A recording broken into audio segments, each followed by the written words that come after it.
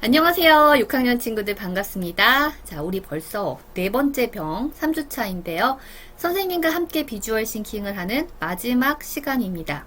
그동안 선생님과 비주얼 싱킹을 하면서 많이 익숙해졌을 거라고 생각을 합니다. 그래서 한번 혼자 해보고 선생님 거 어떻게 했는지 마지막 것만 이렇게 확인해 봐도 괜찮습니다.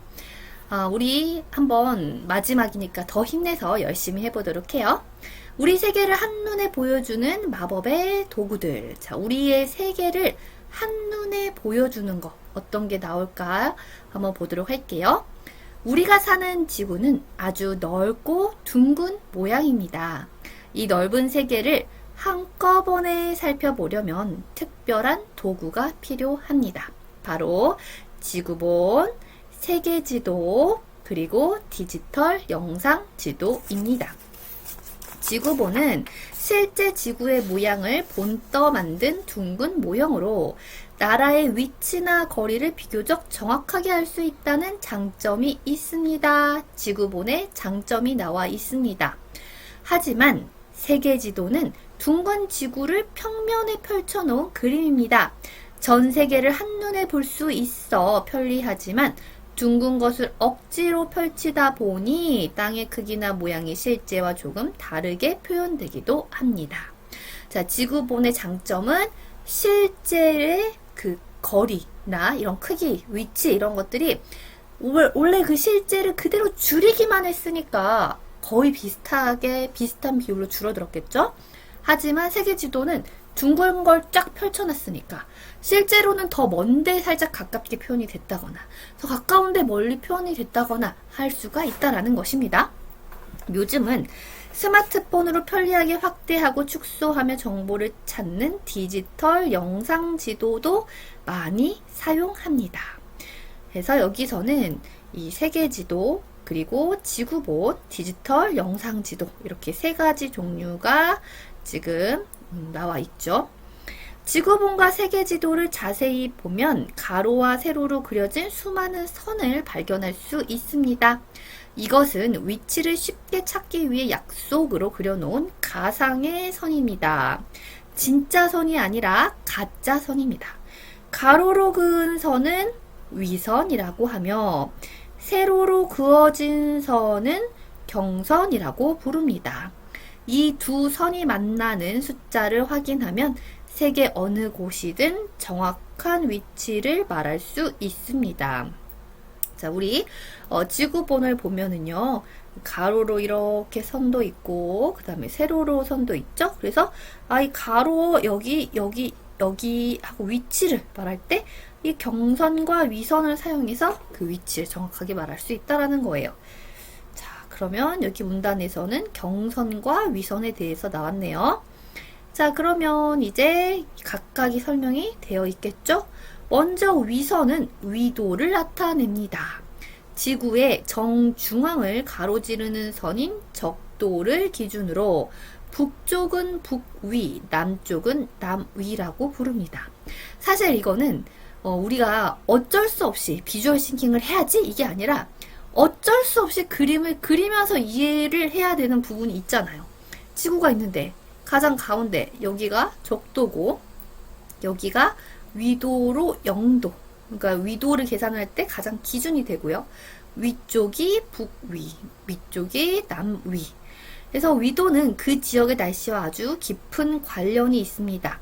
햇볕을 수직으로 받는 적도 근처 지역. 자, 햇볕이 이렇게 있을 때 수직으로 들어오는 이쪽이 저위도 지역이고 덥죠. 그 다음에 이제 햇빛을 적게 받는 양끝. 자, 여기 위쪽 같은 경우에는 햇볕이 비스듬하게 들어오는 거예요. 그래서 여기는 더 춥고, 그렇죠. 그래서 고위도 지역이에요. 기온이 낮습니다. 또한 지구가 기울어진 채 태양을 주위를 돌기 때문에 적도를 기준으로 북반구와 남반구는 계절이 서로 반대로 나타나는 재미있는 특징이 있습니다. 그래서 북반구와 남반구가 이제 기울어진 상태로, 지구가 기울어진 상태로 여기 태양 주위를 돌고 있잖아요. 자, 그러면은 그랬을 때 이 햇볕이 잘 들어가는 부분과 잘 들어가지 않는 부분이 이제 잘 들어가는 부분은 여름인 상태, 그렇지 않은 부분은 겨울인 상태로 계절이 서로 반대되어 나타난다는 것입니다. 세로선인 경선은 경도를 나타냅니다. 자, 우리 위선과 경선이 헷갈릴 때 선생님은 허리띠를 위로 맨다 해서 가로로 생긴 허리띠가 위선이다. 그 다음에 우리 경선은 이렇게 수박을 생각을 해요. 수박 줄무늬가 세로로 있잖아요. 그래서 수박 먹기 경기를 한다 해서 경도는 세로선이다. 이렇게 한번 생각을 해보면 위선이 세로인가 경선이 세로인가 할 때 조금 더 낫습니다. 그리고 경도의 기준이 되는 선을 영국의 런던을 지나는 본초 좌우선입니다. 자, 우리 위선 같은 경우에는 여기 딱 반을 기준으로 하자. 그런데 여기 이제 세로로 그어진 경선은 어디를 기준으로 해라가 해가지고 결정을 해야지? 라고 고민이 되잖아요. 그때 이 본초 좌우선, 이거는 영국의 그리니치 천문대 근처에 있는 여기를 사람들이 모여서 우리 기준으로 하자. 여기서부터 오른쪽으로 가면 동경, 왼쪽으로 가면 서경이라고 하자 하고 정한 거예요. 그래서 이 선을 기준으로 동쪽은 동경, 서쪽은 서경이라고 부릅니다. 지구가 스스로 하루에 한 바퀴씩 회전하기 때문에 우리가 어느 경도에 있느냐에 따라 시간도 달라집니다. 자, 우리 하루, 그러니까 24시간 동안에 360도를 돌아요. 자, 그러면 360 나누기 24를 하면은 15인데, 즉 1시간에 15도씩 돈다라는 것입니다. 그래서 여기 15도마다 시차가 1시간씩 차이가 나게 됩니다. 다른 나라를 여행을 가면 우리나라와 시간이 달라 밤낮이 바뀌는 시차를 경험하게 됩니다. 시간 차이를 말을 하는 것이죠. 이처럼 공간 자료와 위도, 경도를 이해하면 우리는 앉아서도 세계 곳곳의 모습과 생활을 생생하게 짐작해 볼 수 있습니다. 거기 좀 고위도 쪽에 있으니까 좀 춥겠다. 거기 지금 남반구에 있으니까 우리 계절하고 반대겠네. 거기 우리나라랑 시간이 어느 정도 차이 나겠네. 자, 이런 것들을 알 수가 있는 것이죠. 자, 그럼 우리가 이번에는 그림을 그리면서 이해를 해봤기는 했지만, 자, 우리 위선과 경선의 개념이 가장 크게 나와 있었잖아요. 처음에는 지구 본, 세계 지도, 그리고 디지털 영상 지도가 나왔습니다. 그래서 만약에 이 부분만 나왔다라고 하면은 이것의 종류를 나눠서 그것의 장점, 단점, 특징 이런 것들을 좀 쓸 수 있는 트리형으로 써볼 수가 있죠. 그래서 지구본은 비교적 정확하고 근데 이거를 들고 다닐 수는 없죠. 이게 나오지는 않았지만 들고 다닐 수는 없어요. 세계 지도는 이렇게 펴다 보니까 좀 정확하지 않다.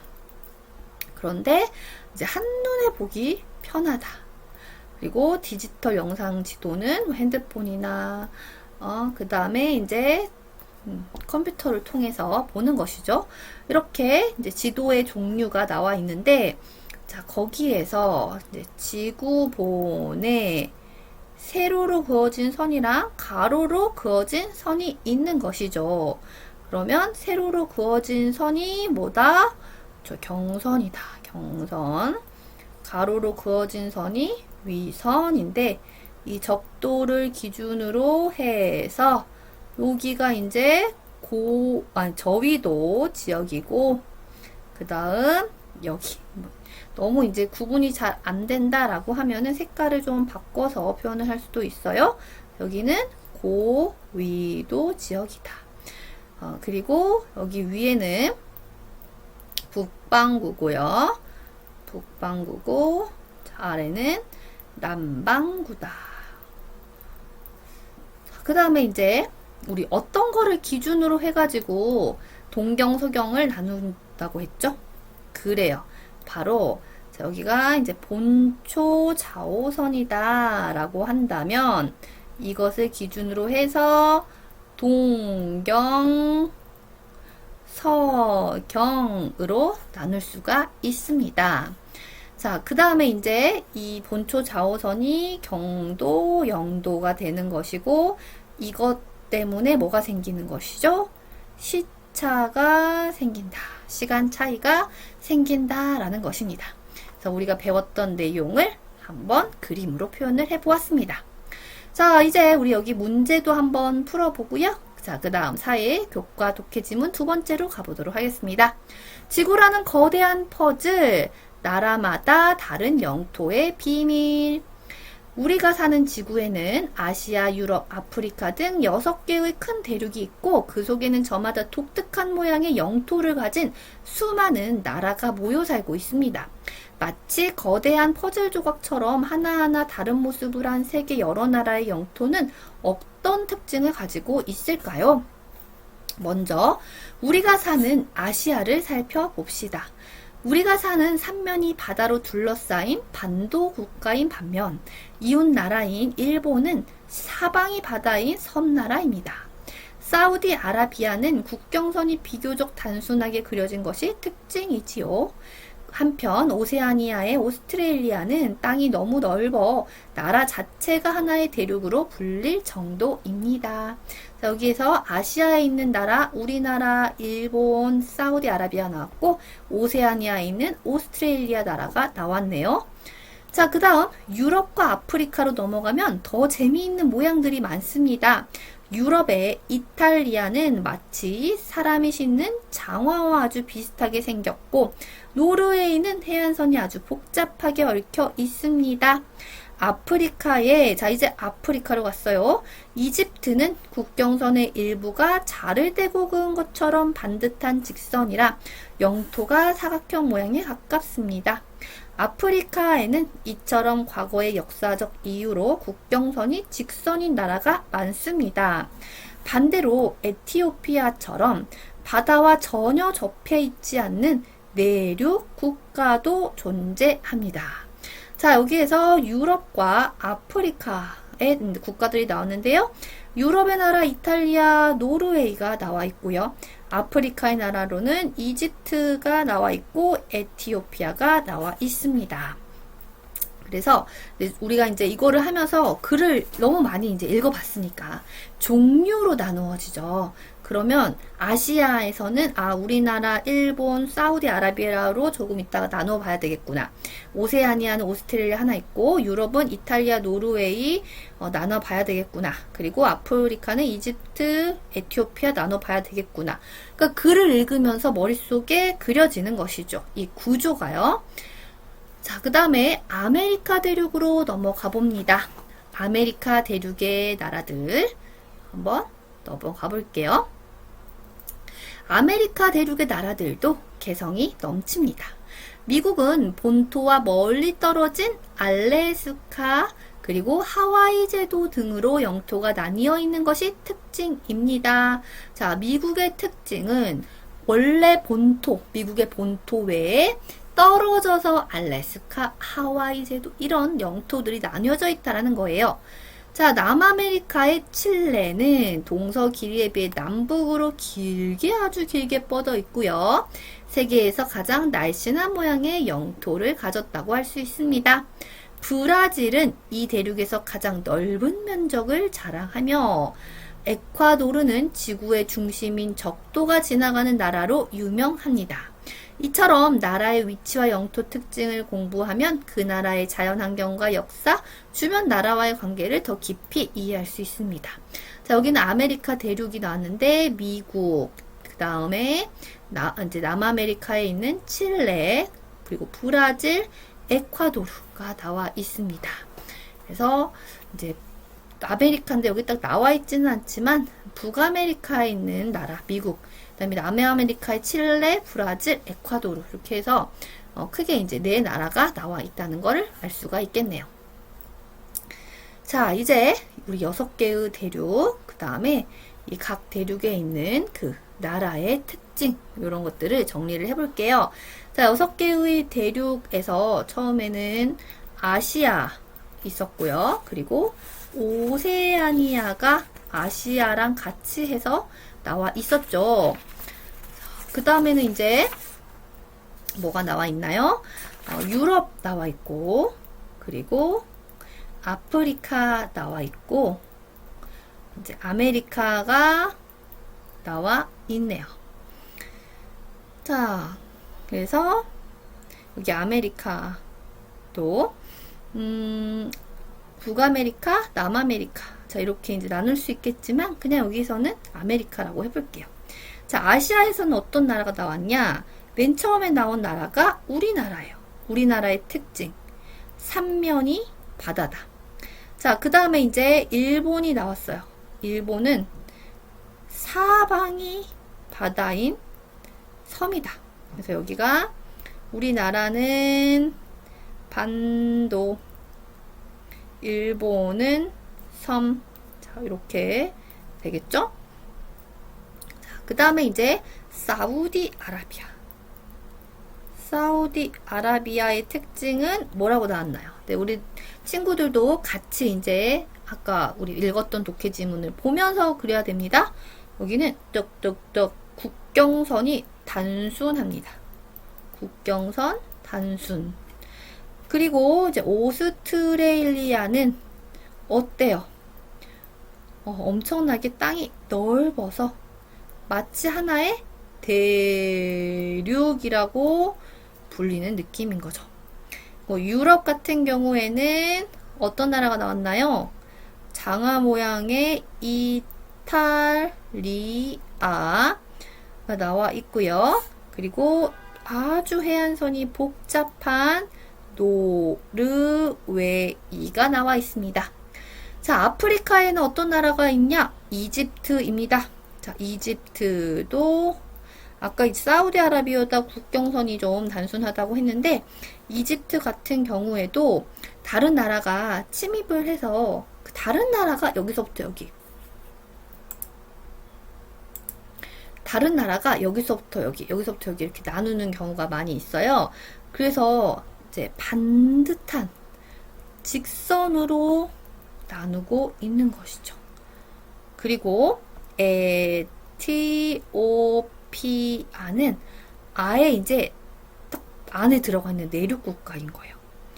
그리고 아메리카 같은 경우에는 어떤 나라가 나왔냐? 먼저 미국이 나왔는데 본토가 있고 그리고 다른 나라, 다른 떨어져 있는 그 영토가 있는 것이죠. 그리고 칠레는 어때요? 아주 길게 되어 있는 나라고요. 브라질, 자, 아주 넓어요. 자, 에콰도르, 여기는 지구의 적도 부분을 지나간다. 자, 해서 여기에서 나왔던 거 아시아, 오세아니아, 유럽, 아프리카, 아메리카로 우리나라, 일본, 사우디아라비아, 오스트레일리아, 이집트, 에티오피아, 그리고 유럽에서는 이탈리아, 노르웨이, 여기 미국, 칠레, 브라질, 에콰도르. 자, 요렇게 좀 나눠볼 수가 있겠다. 한번 기억해 볼 수 있겠다. 정리를 하고 나면 내용이 별로 안 많아 보이지 않아요? 자, 그래서 이 내용들도 한번 풀어보고요. 이제 과학으로 가보도록 하겠습니다. 지구가 뱅글뱅글 태양과 별이 움직이는 비밀. 매일 아침 동쪽 하늘에서 떠오른 태양은 점심때 남쪽 하늘을 지나 저녁이면 서쪽 하늘로 서서히 사라집니다. 동쪽에서 떠서 서쪽으로 진다라는 거예요. 밤하늘의 별들도 마찬가지로 별들도요, 동쪽에서 서쪽으로 위치가 변합니다. 가만히 서 있는 우리 눈에는 태양과 별이 지구 주위를 도는 것처럼 보이지만 사실 여기에는 놀라운 반전이 숨어 있습니다. 움직이는 것은 태양이나 별이 아니라 바로 우리가 살고 있는 지구입니다. 자, 이 선생님이 한번 차에 타고 있었는데 옆에 있는 차가 버스였어요. 근데 갑자기 선생님은 운전을 안 했는데 가만히 있었는데 선생님 차가 막 뒤로 가는 거예요. 아니 이게 뭐야, 무슨 일이야, 깜짝 놀라가지고 이렇게 했는데 옆에를 딱 보니까 버스가 앞으로 떠난 거예요. 버스가 앞으로 떠났으니까, 앞으로 움직이니까 마치 선생님이 뒤로 가는 것처럼 느껴졌다라는 거예요. 자, 진짜 이렇게 보입니다. 그래서 우리가 태양이 이렇게 움직이는 것처럼 보이는데 사실은 지구가 태양 주위를 돌고 있는 거라는 거죠. 우리가 회전목마를 타면은 여기 뒤에 이제 회전목마 내용이 나오는데 회전목마를 타고 우리가 돌고 있는 거잖아요. 그렇죠? 그런데 이제 마치 주변에 있는 건물이 움직이고 있는 것처럼 주변에 있는 것들이 막 도는 것처럼 느껴진다는 거예요. 내가 돌고 있지만. 그래서 지구는 북극과 남극을 잇는 가상의 직선인 자전축을 중심으로 하루에 한 바퀴씩 스스로 회전합니다. 이를 지구의 자전이라고 합니다.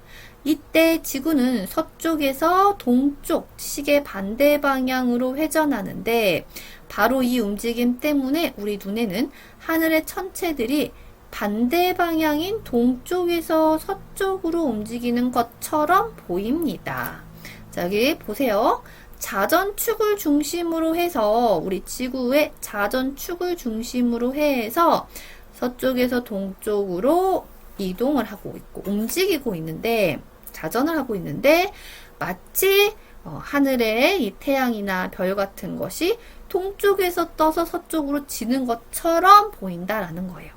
이 현상은 회전목마를 탔을 때와 아주 비슷합니다. 회전목마를 타고 뱅글뱅글 돌 때 주변의 풍경을 바라보면 가만히 서 있는 나무나 건물들이 목마가 돌아가는 반대 방향으로 빠르게 지나가는 것처럼 느껴지는 것과 같은 원리입니다. 이를 겉보기 운동이라고 하는데 지구가 서쪽에서 동쪽으로 부지런히 돌고 있기 때문에 태양과 별은 동쪽에서 서쪽으로 이동하는 것처럼 보이는 것입니다.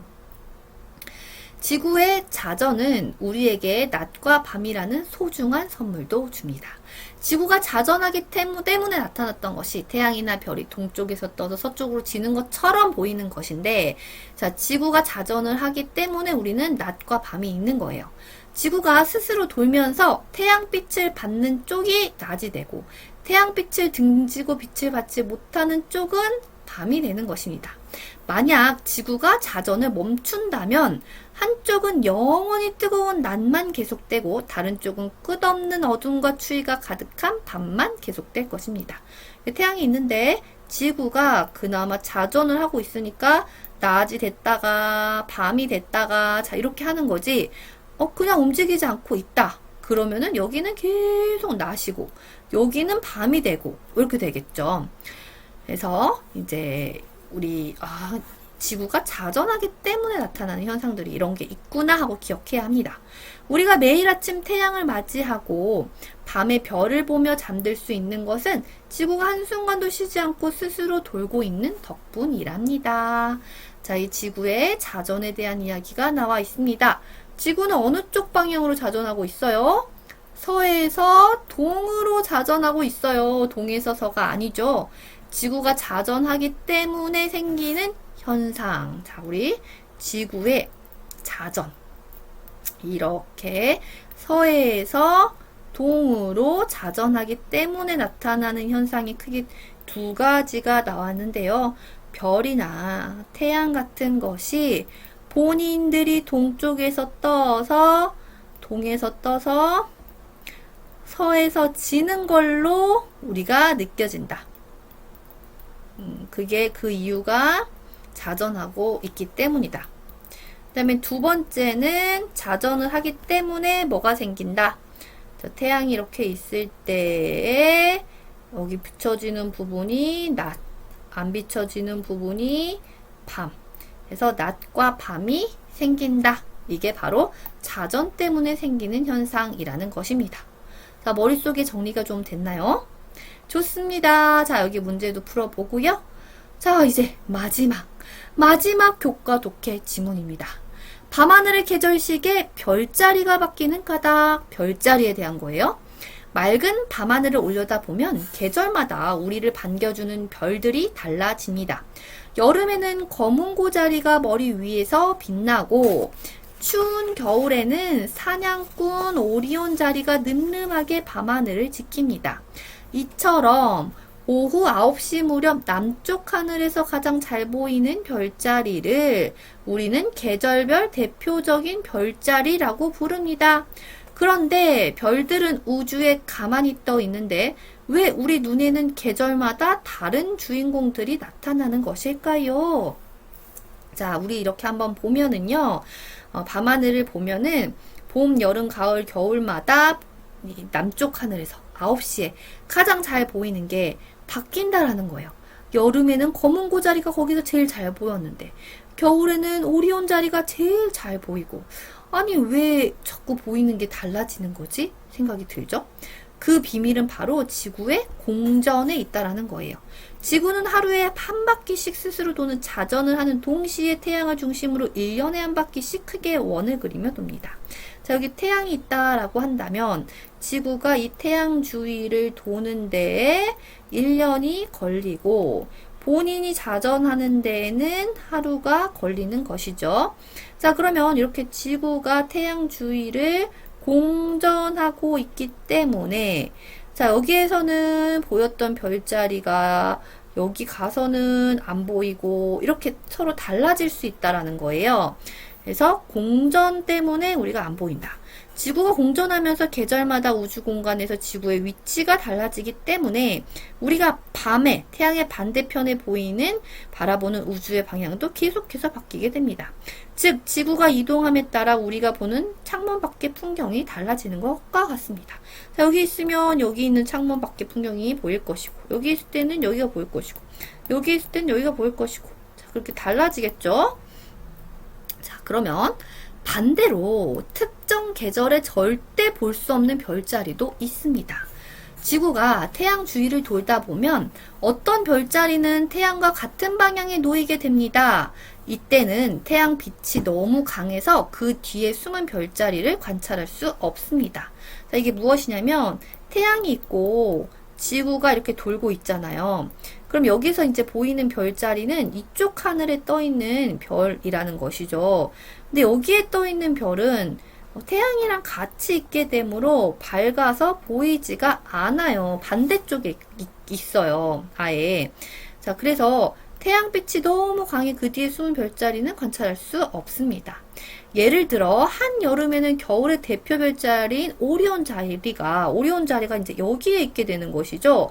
태양과 같은 방향에 있어서 보이지 않고 반대로 겨울에는 여름의 대표적인 별자리 검은고 자리가 이쪽에 있어서 안 보이는 거예요. 여름, 겨울에는 서로 반대 방향으로 이제 있는 거나 마찬가지죠. 그렇다고 해서 계절별 대표 별자리를 딱 그 계절에만 볼 수 있는 것은 아닙니다.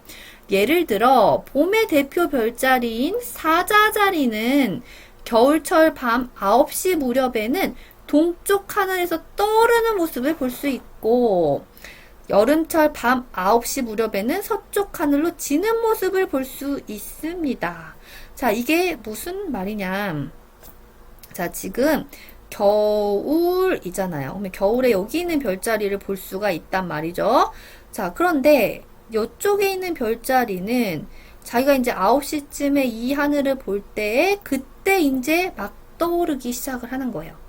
자, 그 다음에 이제 여름에 밤 9시 같은 경우에는 여기 이제 여름이다. 그러면 이제 얘가 이미 지나갔으니까 밤 9시에 하늘을 볼 때 얘는 이쪽에서 지고 있겠죠. 그러니까 겨울이면은 딱 여름, 여름이면은 딱 겨울, 봄이면 딱 가을 이렇게 반대 방향에 있는 별자리는 안 보이고 자기 보이는 별자리가 가장 남쪽에 있고 나머지 한 개씩의 여름이면은 봄, 가을, 겨울이면은 또 가을 이제 그 앞 뒤로 해가지고 그 한 개씩 차이 나는 이 별자리는 조금씩 보이는 거죠. 뜰 때 보이거나 질 때 보이거나. 그래서 지구의 부지런한 공전 덕분에 조금씩 위치를 옮겨가며 우리에게 계절이 바뀌고 있음을 알려주는 고마운 신호등 역할을 하고 있습니다. 그래서 이게 예전에 달력이 없거나 시계가 없는 경우에는 하늘을 바라보고 어떤 별자리가 보이는 거. 아, 이 별자리는 여름에만 보이더라. 근데 이 별자리가 지고 있네. 이제 9시쯤 봤더니 서쪽으로 지고 있네. 그 여름이 가고 있고 곧 가을이 올 거다라는 걸 의미하는구나 하고 별자리를 보면서 알게 됐습니다. 그래서 별자리가 어디에 보이느냐, 이거는 뭐의 차이다? 지구가 공전을 하면서 생기는 차이다라는 것입니다. 자, 그럼 계절마다 다른 별자리를 보는 이유는 무엇 때문이죠? 바로 공전 때문이죠. 계절마다 보이는 별자리, 보이지 않는 별자리는 어떻게 달라질까? 태양을 주위로 해가지고 지구가 돌고 있는데 이렇게 돌고 있죠, 공전은. 근데 여기 오후 9시에 떠 있는 별자리가 바로 남중, 남자 중학교, 여자 중학교 아니에요. 남쪽 중간에 떠 있다라는 이 말입니다. 자, 남중에 있어요. 자, 그럴 때에 이쪽에 이제 별자리들이 살짝 보일 수 있지만 태양 쪽에 있는 완전 반대 계절의 별자리는 안 보인다라는 것입니다. 이 내용이 여기 나와 있었어요.